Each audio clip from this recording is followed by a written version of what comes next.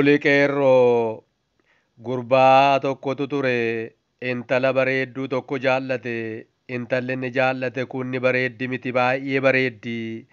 Bareedina ishee himanii fixuun hin danda'amu. Qaamni ishee guutuun ni miidhagaa. Ilkaanii, funyaanii, mudhii, dabbasaa, dhaabbii, hidhii sana kana jedhanii tarreessuun hin barbaachisu. Hundumtuu garmalee miidhagaa. Safartuudhaan safaramee kan tolchame fakkaata. Ni uume miti, ni qiinqime malee.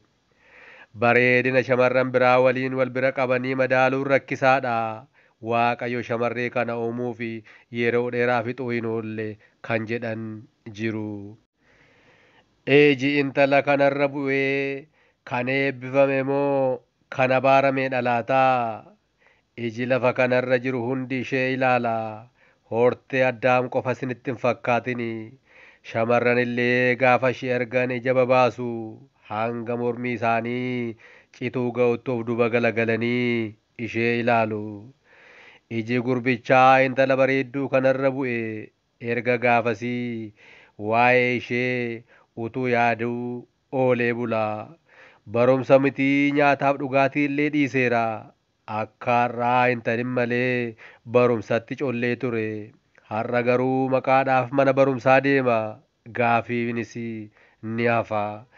Fayyummaan isaa yeroodhaa gara yerootti gaaffii keessa galaa dhufe. Gochi isaa kun hiriyoota isaa baay'ee yaaddesse. Irra deddeebi'anii mari'atanii gurbaas gorsanii. Sodaa ofirraa gatee akka gaafatu onnachiisanii. Innis yeroo dheeraa booddee gorsa hiriyoota isaa fudhatee shamarree kana gaafachuu deeme.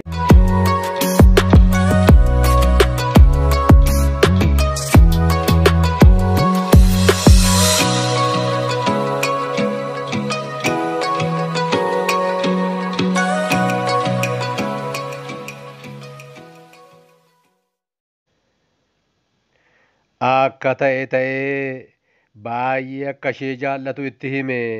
Isheenis deebii laattee fi akkas jechuudhaan biyya lafaa kanarraa nama ani baay'ee jibbu si'i ittiin jette.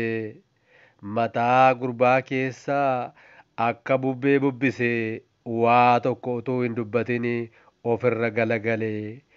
Hiriyooti isaa si'oomanii eegaa turanii akka arganiin fiiganii itti marsanii. Fuula isaa gaafa ilaalan kan gammade isaanitti fakkaate. Tole siin jette miti? Shamarran babbareedoon akka warra shamarran fofokkisoo of hin tuulanii bari. Akka isheen tole siin jettu tilmaamneerra. Tole siin jette mini? Jedhan wal harkaa fuudhanii. Gurbaanis addunyaa kanarraa nama akka kootti jibbitu akka hin qabne naaf himte. Na didde. Isaaniin jedhee maaltu si kofalchiise ree? Jedhanii darabee wal jalaa butanii. Innis akkas jechuun isaaniif deebise. Ani nama addunyaa kanarraa hadheeffatee na jibbuun dhabe. Isheen garuu nama addunyaa kanarraa lubbuu isaa olitti ishee jaallatu dhabde jedhe. Dhugaa dubbachuuf taanaan deebii fi hubannoo ajaa'ibaati. Gurbaan kun qeerroodha. Goonka warra ollaa keenya sanan ta'u utuu warra ollaa keenya sana ta'ee utuu hortee jarattii sanaa ta'eeti si ajjeeseen du'a. Si balleesseen bada jedha malee murtoo ishee amanee hin fudhatu.